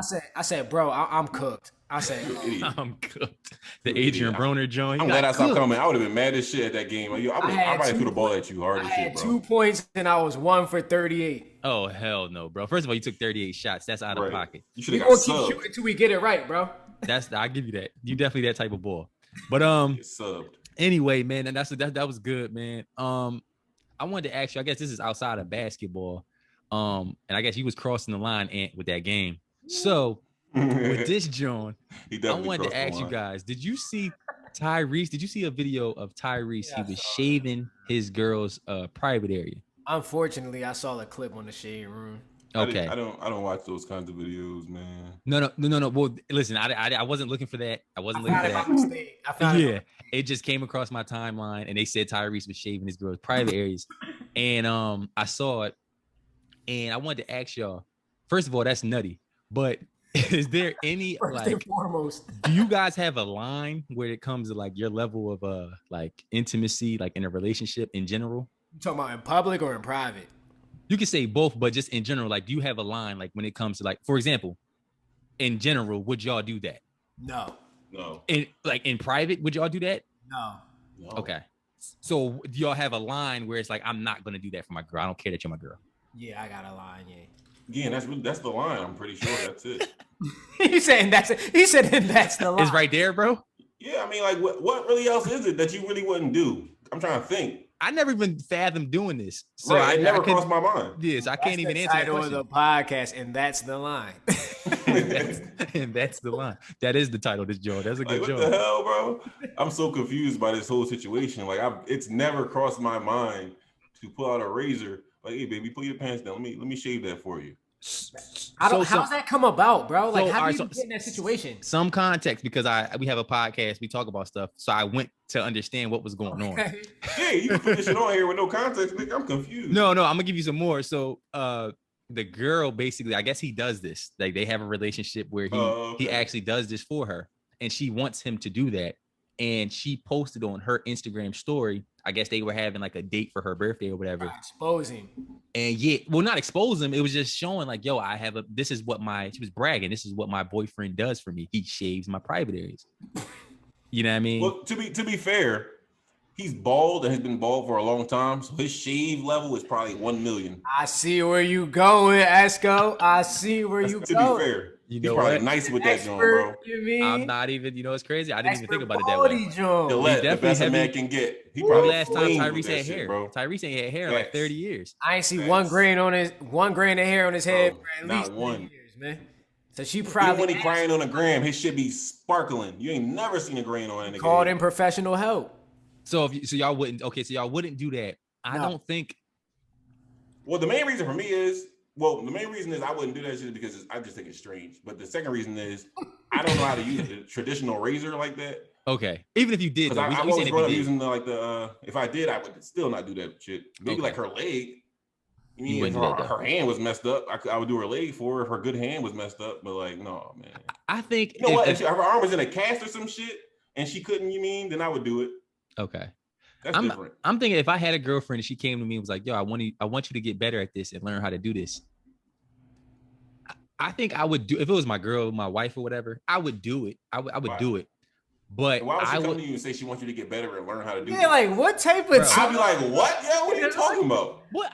All right, let's be honest. It's not it's strange. It's definitely a strange doing, but it ain't like it's strange, but it ain't like Tyrese make way too much money to be out here. Like, we're gonna keep it in being. Stop all the small talk. Tyrese make too much money to be out here shaving coochie, bro. Why can't you send her? Why can't you send her to some place and get it waxed? I'll say, if my girl's pregnant, then I would do it for her because I know it's kind of a hard area to reach, because she might want her joint shaved when she's pregnant. Now I would do it then, but that's really the only scenario where I could really fathom doing that shit. Even if she wanted you to, you'd be like, no, I'm not doing it. I'm pretty sure I would do it. Every single last one of us on this video would do it if she wanted you to do it. No, if she was pregnant, I would do it. But other than that, hell outside no. of pregnant, okay.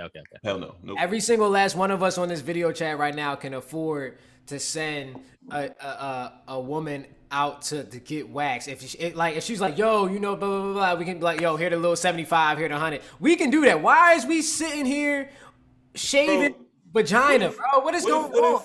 What if your girl don't want nobody else really being in her joint like that, being up in her little area? You mean? So she only really trusts you and her to do that shit. Bro, I wasn't born to shave coochie, bro. I don't think Tyrese thought he was either. What is going? Yo, come on, man. Come on. We gotta keep a spade a spade. I wasn't born to shave coochie. Yo, that's a wild joke. I'm gonna say this, yo. If how I took it, she posted them. This is a broader conversation. Because it goes to a broader conversation, which I don't like. I always feel like I see this like with women. Let's say they have a boyfriend, they be hyped, they have a relationship, they have a boyfriend. And whenever the boyfriend does some like super intimate stuff, like gives them a massage or does something like that, let's say something more milder than shaving them, they feel like they got to post it publicly for people to see, like to brag, like this is what my man, oh, my man is so cute. For me personally, if I'm doing something super intimate for you, don't post me on the gram, dog. Yeah. So like I might be like Tyrese. If I had a girl and she wanted me to do that, I might do it because you're my wife. But don't post me on the gram. Have me looking crazy out here. Right. No, I agree with that. You feel me?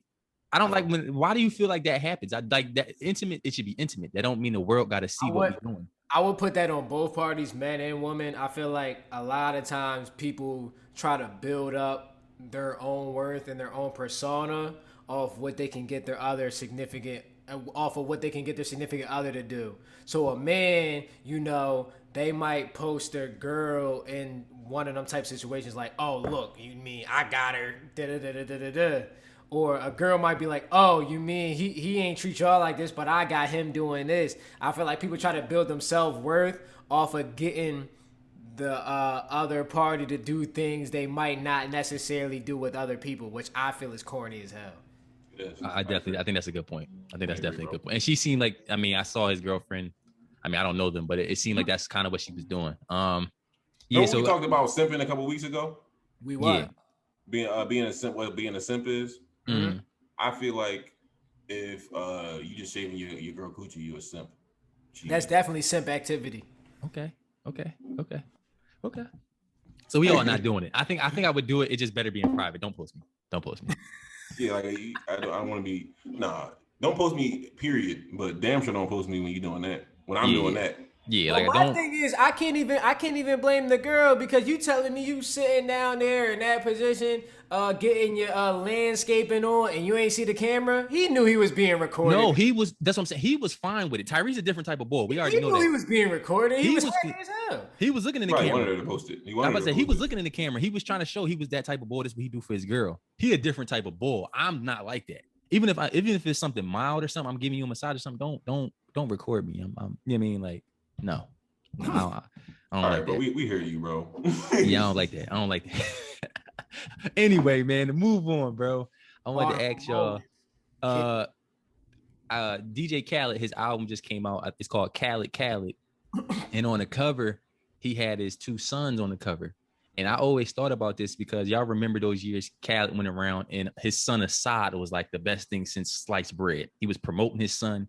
And I always thought about when I heard he was having another son, I was like, dog, how is that going to work? Because now you got another son and you promoted your first son like he was the greatest thing since sliced bread. Now you got multiple ones. So I wanted to ask y'all, do y'all think if you were a parent that you would be able to look at your multiple children and say, yeah, I have a favorite child? I think subconsciously every parent has a favorite child, whether you're interested or not. It definitely exists. Okay. Would you be honest about it? Not necessarily throwing it in your children's face, but like if they asked you? No. They would have no idea.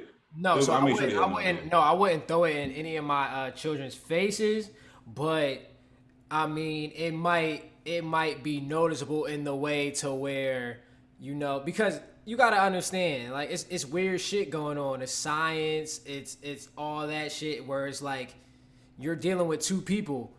This person I might really vibe with. I'm like, yo, this is me in like young boy form. The other kid really might be his mama. And I'm like, this is my guy. I'm like, yo, this is my guy right here. I don't really know what he be on, but he's still my son.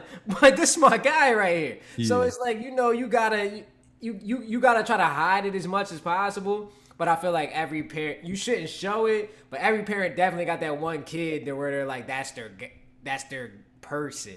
You're like, okay. And I'm definitely gonna know who your favorite is, bro. When you have kids, it's gonna be blatantly obvious. I'm about to say, Ant's the type boy where it would be blatant. It definitely will be blatant. It's gonna be blatantly obvious. Block hot though, yo, chill. show the other one some love, yo, chill.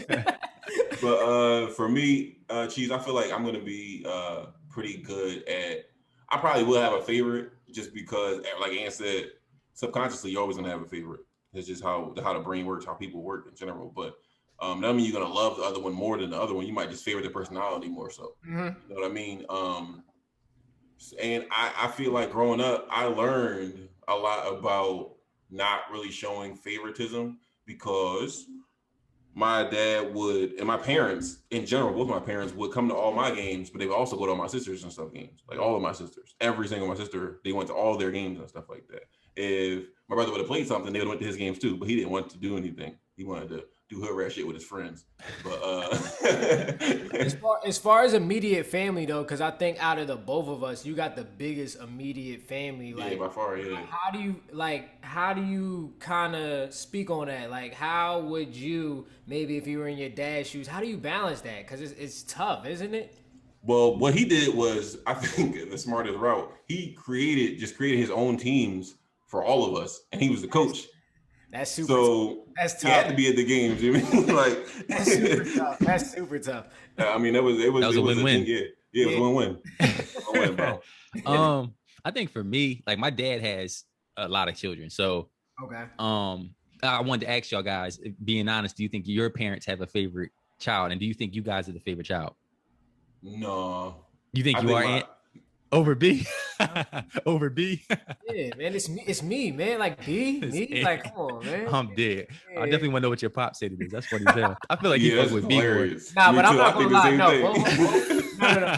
I'm not gonna say. Comment on this joint too. I'm not gonna say who the favorites are, but I feel like it's in my family. It's clear. A lot of families is not clear, but in my family, it's clear that me and my dad are more similar, and my brother and my mom are more similar. Oh, okay. So he kind of turns to my mom, and I turn to my pop. Gotcha. We all love each other. We're all a family. Yeah. Me and my dad are kind of the same guy. Yeah, so I mean, that's what's up. Me, I think as a parent, if it was me, I don't think I would have a favorite. Honestly, I feel like I would be a little bit different. I just would love all my. I'm not saying we wouldn't love them, but I don't even think I would vibe.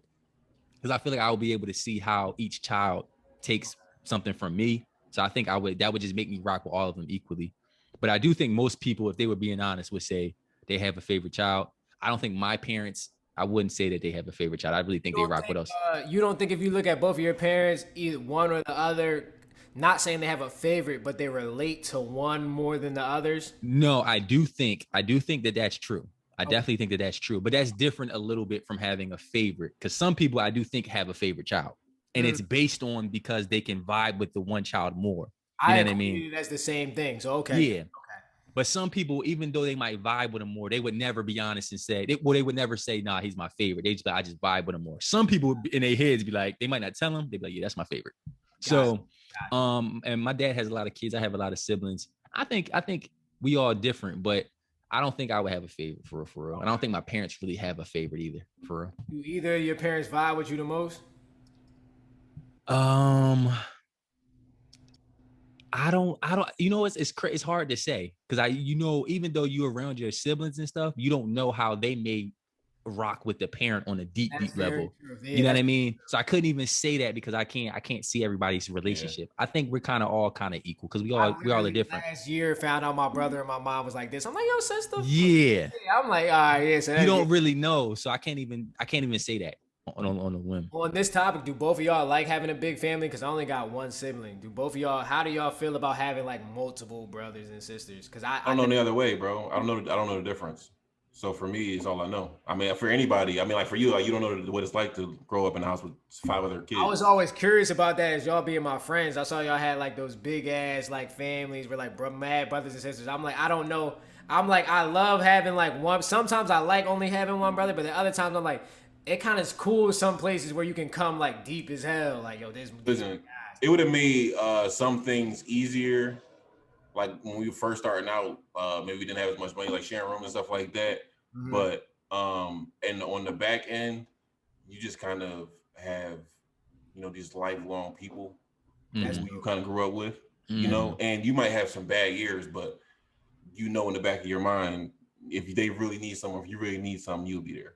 Yeah, that's what it is. I think for me, I definitely enjoy it. And I think it's not so much having a lot of siblings. It's the fact that I'm the oldest out of everybody. So I have like 9 siblings. You're the oldest, Chief? I have 9 younger siblings. So I'm the oldest. Supreme Cheese? Yeah, bro. I'm Supreme. Cheese Prime. So I'm the oldest on my mom's children, and I'm the oldest out of my dad's children. So I was the first kid. So for me, I enjoy being the oldest because it gives me that extra motivation to give a great example, especially now that I'm getting older, because they're all watching my decisions as an adult. So I'm having younger brothers who are, 22, 19, 16, 15, and they're looking at me for guidance because they're about to go through the same things that I'm going through in 5 to 10 years. So for me, it gives me that motivation to give a great example for them and for my sisters, being the oldest. So I wouldn't want it no other way, because it pushes me to be the best I can be for them. I got a question for both of y'all niggas before I move on. This is something that I always envy. Great topic, so go ahead. That both of y'all had that I never had. What is it like to have a little brother, like a younger brother? Because like I don't know what it's like to have the young boy in the crib. You mean the little brother in the crib looking up to you? Because I had my older brother. You mean so? For me, it's a gift and a curse because it's always and it's real. No, real rap. Yes, because it's always feels good to know it's like, yo, if nobody else likes me, I got a guy that looks at everything I do as like the best thing in the world. So that feels good, but at the end of the day, also it can be frustrating and it can be a challenge because one, you're two different people at the end of the day. So you might have a person where, let's say, you got a younger brother and you move a certain way and you teach them to move a certain way. But let's say they don't move that way, you taught them to move, you kind of feel inevitably responsible for them, like as if they're your own kid. So if they're not where you want them to be, you kind of take on the brunt of that. But where me and my brother at, which is a cool kind of situation, is I finally feel like I got to that hump where it's like my brother's my own person. Cause we had real talks within the last 2 years where it's like, he told me like, yo, I feel like you trying to control my life and all that. And I'm like, you know what? You right. Like I'm treating you like I'm your pop. I'm not your pop. I'm just your big bro. So it's like, I can tell you what's right or wrong, but at the end of the day, you make your own decisions. And then for me, it's whatever decision you make, I can't be mad at myself and feel responsible for the decision. You're your own person. So that's that street you gotta tread. You still sound like a dad. But you have as an a interesting brother. You really are kind of go hand in hand. Yeah, it do, and you have an interesting dynamic too, Ant, because you guys are in business together with the music too. So it's like, and I'm assuming you were his manager or are his manager, right? Yeah. So it's like you do have some type of not control, but some type of say in certain things he does in his life because y'all do music together. So that I can only imagine how that dynamic is. Because family dynamics is crazy. So let's say me and my pop is super cool. Like we like this. We understand each other. We're the same type of person. My dad is a guy my dad's like a coach. My dad's the guy he'll tell you what you need to hear, no matter how it sounds. I can take that because I play ball. My brother didn't play ball. So to him, he can't be talked to a certain way or he's going to ignore a certain message. So he gravitates more towards my mom. So then my dad kind of be like, you know what? I'm going to tell you what he need to do. You figure out how to tell your little brother because you owe me as your pop to guide your bro. Real rap. So now I'm taking care of my bro, and it's like, you just find the balance of, and I know you do this with your older brother. I know your older brother, Esco, might tell you some shit, and you might not necessarily agree with it, but it's like, at the end of the day, all he's responsible for is telling you. You're your own person. I feel like sometimes, I don't know if Cheese can take it over, but you might feel responsible for the decisions they make. You'll drive yourself crazy. You can just be like, all I can do is help you. If you don't. Bro, I feel like that for my little sister, so I definitely feel I would feel that way for my little brother if I had one. So I feel you on that, Joe. I think it's interesting with your little brothers because it's different, like you said, Leak, with your sisters. It's like it's a different dynamic with your sisters. But like I think for me, because I have 4 little brothers, and it's so many siblings, I do have to count it as 1, 2, 3, 4. I have 5 little brothers. So that's hard. Yes, I have 5. So in the age range for them, I'm 26. My oldest younger brother is 23. He's going to be 23 this year. My youngest he's like 6 or 7. Okay. So I have different relationships because of life and age. I have different relationships with them. So it's a little different. What's interesting to me is like with my brother who I lived with my whole life, basically, who's 23. He's my oldest younger brother. I always find it interesting the difference in the relationship because number one, me and him are pretty different. We're different in personalities. We have a lot of similarities, but we're pretty different in terms of personalities.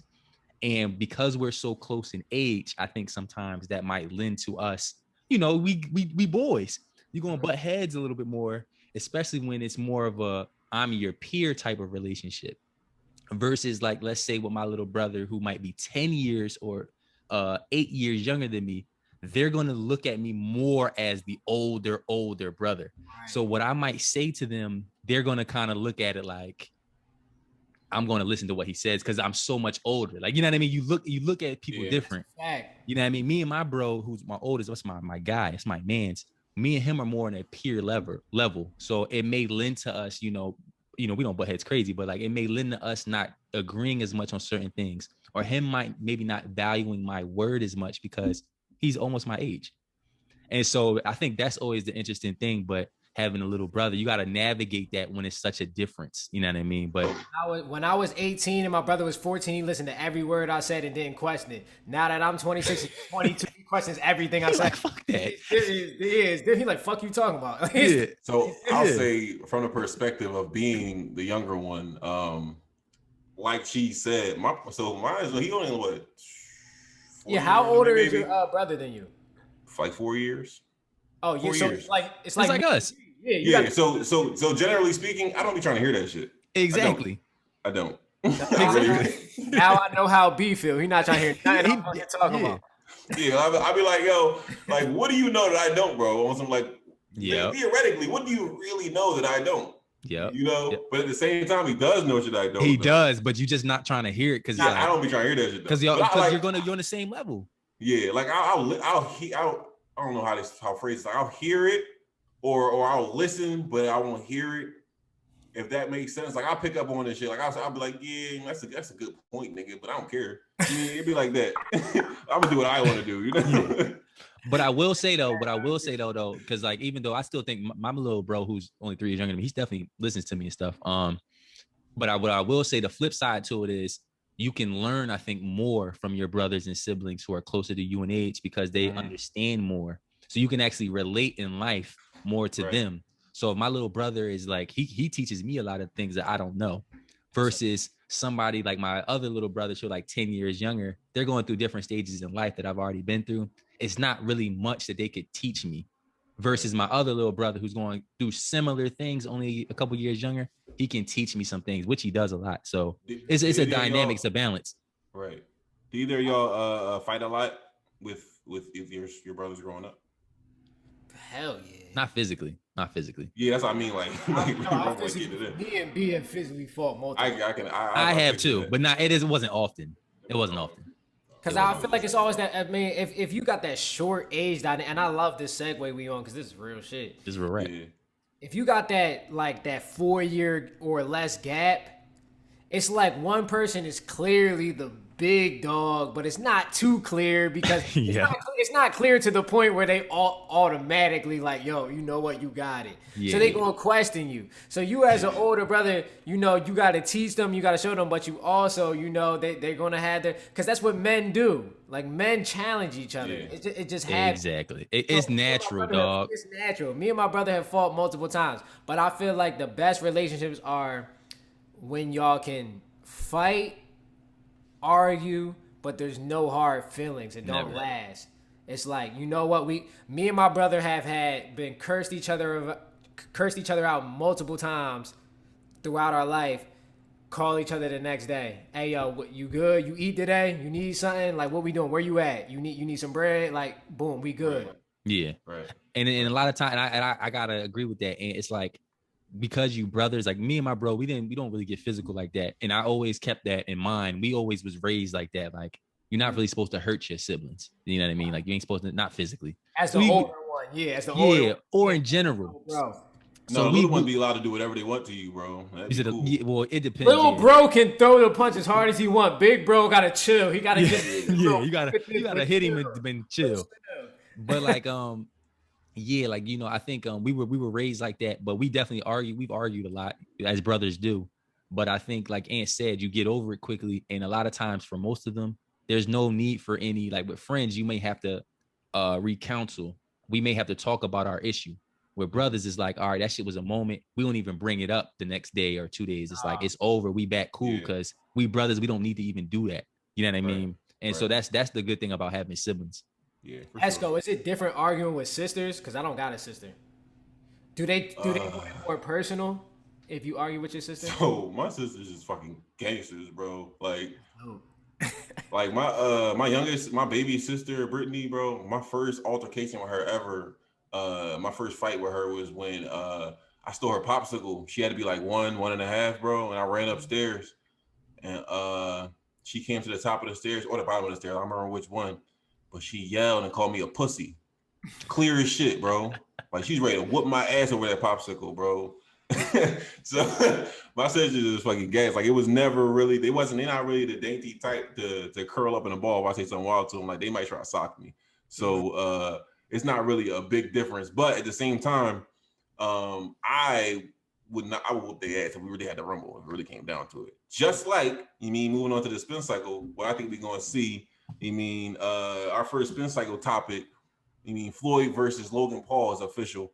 Somebody gonna get their ass whooped. Somebody gotta lose, Floyd. bro. Somebody gotta lose, bro. Obvious money grab. What y'all think about this, John? Well, like somebody gonna get whooped. It won't be Floyd. It won't be the 50. What is he? 50-0, 51-0. It won't be that guy. I can't fathom him taking his first loss to Logan Paul, no matter how much money they give him. This is a B. So he's definitely not losing. It's going to be whether or not Floyd wants to make it entertaining and sparing for a couple rounds. So the video I saw was Floyd was basically saying he said he classifies himself as a former boxer, but now in his life he's an entertainer. So what he was saying is, if I can get in the boxing ring and fight somebody and possibly make $40 million and like that, I really gotta train, I really gotta do this. He was like, as a retired boxer and it's an exhibition, so whether I win or lose, it doesn't count on my record because it's technically an exhibition. He's like, why not fight somebody who can make me upwards of $100 million? Yeah, I'm not mad at that. The type of time that I'm not mad at Floyd. I'm not. Yeah, so I just wish I was saying somebody to knock nigga the fuck out. Yeah, that's just the type of time he's on. He's looking at it for the money bag. He's saying, I don't take this guy seriously, but people are paying to see it. So why not just, pick on him for a couple rounds for some bread? Kind of the same thing he did with McGregor. McGregor wasn't going to beat him in boxing. Did he knock McGregor out? I'm trying to remember. No, they just stopped the fight. They stopped the fight. And I think that's what's going to happen. This is what's going to happen this upcoming fight. I think they're so smart and trying to make so much money. I think they probably have an agreement like, dog, don't knock me out. Like, just, touch me up in the 6 and they're going to stop it. And let's go collect these checks and go to the bank. Shit is sick, bro. I hate this. That shit You is don't like really... No, because the most disgusting part for me that I hate the most is I don't like the boy Logan Paul's whole persona, whole personality is fucking just not good. Like he doesn't do good things on the internet with his platforms and shit like that. And I feel like people are giving him this crazy platform and just keep paying him this money. Bull blatantly damn near threw that fight, I'm pretty sure, last time, bro. So niggas at this point is just paying this nigga. I paid for it, bro. They're just paying this man to be a piece of shit. I don't like when people get paid to be pieces of shit. I hate it. But in his defense, that's his brother. They're not the same dude. Well, who we talking about? Oh, wait, that is his brother. Who's the bad person? Jake Who's Paul the bad sucks. The one who just recently fought on Triller is the little brother. Yeah, Jake. Yeah, Jake. Older brother is fighting Floyd, Logan. They out here whipping ass. You gotta give them their respect. Yeah, speaking of families. Yeah, speaking of family, you gotta give them their respect. They out here knocking balls out. They're making money. Yeah, they're making money. And listen, I think it's corny or not. So I'm not giving these two brother niggas no more promo on our shit. So we're gonna move on to the next spin cycle. DJ Khaled, he got 2 sons as well. Their parents probably happy right now. They're getting some bread. But how y'all think Khaled did with this album? I thought it was. Listen to it. Speaking of families, I was talking to my brother. He wasn't feeling it, but I thought the album was. I didn't go in with high expectations. I liked like 5 songs, so that's good for me. Yeah, I haven't been super excited for a Khaled album in a couple years. Yeah, it's been like 5 to 8 years since I've been excited. I feel like the compilation shit kind of dead a little bit. Like Day in the Water, those kind of just albums aren't as good as they used to be. A recent joint that was good was Mustard's album. Yo, can we take Mustard did a joint? Was good. We take a quick break, bro. God damn, I got this nigga, bro. Hey, we at the end, bro. Bet. But all right, let's go ahead because I kept recording. So go ahead. We back into it. Ant had to take that break. What's good? Oh, we was talking about we about to get Ant's opinion on Khaled album. He said he wasn't fucking with it, bro.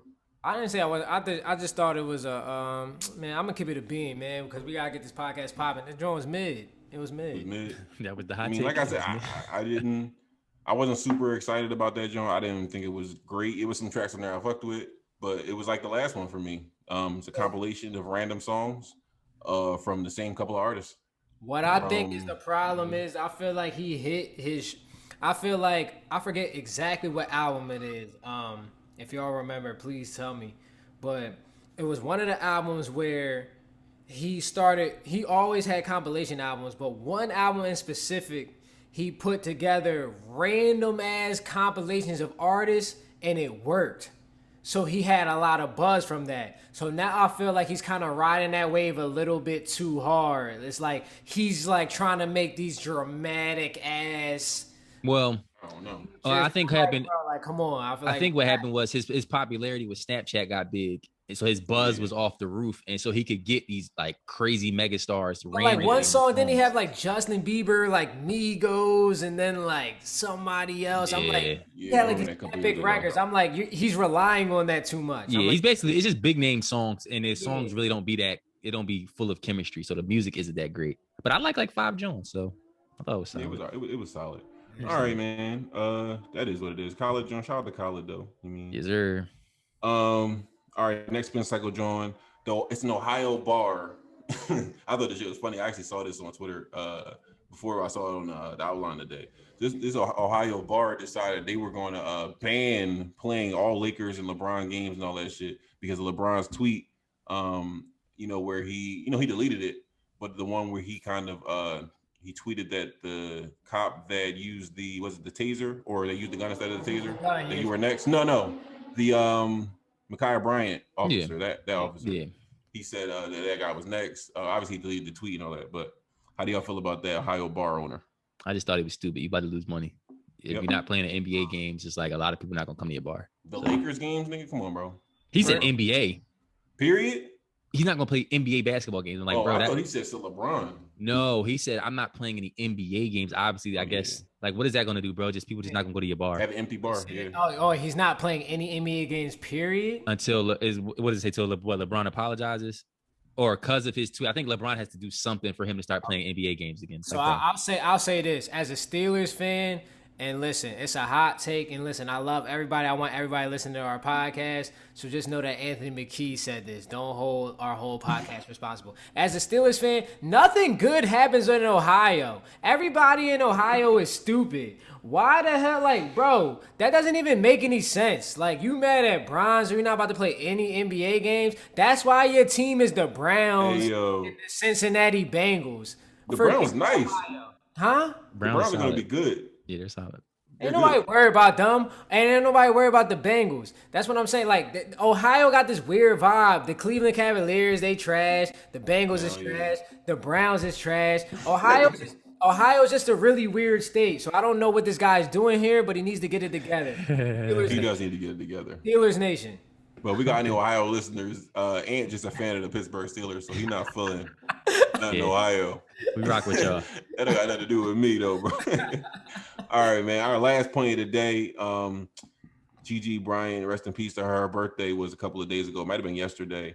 But her mom, Vanessa Bryant, created a foundation called the Mamba and Mambacita Sports Foundation. And it's going to be like a clothing line, some apparel, different things. How do you guys feeling about that? What are your thoughts? It's dope, man. I think, like I said, I hope to find and be with somebody who, God forbid, if I passed away, she holds down my legacy like that. And I feel like she's killing it, holding down Kobe's legacy and their daughter, Gianna's legacy. So I fuck with Yeah, I agree. That's dope. How whenever it comes out, I'm gonna look more into it. Whenever it comes out, I want to be a customer. I want to Yeah, support. for sure. Shout out to Vanessa Bryant. Shout out to her kids. That's dope as hell. And like Cheese said, everybody wants to have a wife to where, unfortunately, if you pass, if you have an early demise, they hold you down like that. That's real super talk. Keep your name right in these streets. dope. All right, bros, man. Rest in peace to the GOAT, Kobe Bryant. But that was a great episode, man. That was a dope episode, man. All right, I had a good time today, fellas. Yes, sir. Rest in peace. I'm ready to Ghana sign Ball. off. Yes, sir. It's been Esco. It's K Rose, and McKee. Laundromat Show. We out. Sir. Let me pause.